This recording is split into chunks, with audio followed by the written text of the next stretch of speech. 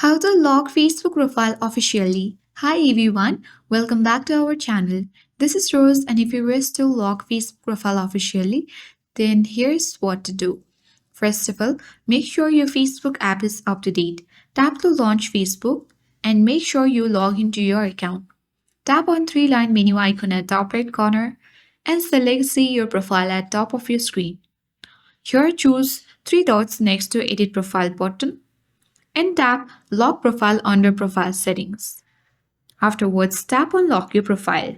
So only friends will see your past and future photos, posts, and stories on your profile, and friends will only see your full resolution profile picture and cover photo, and people will still be able to see public posts you are tagged in, search for you, and send you friend request if you lock your profile.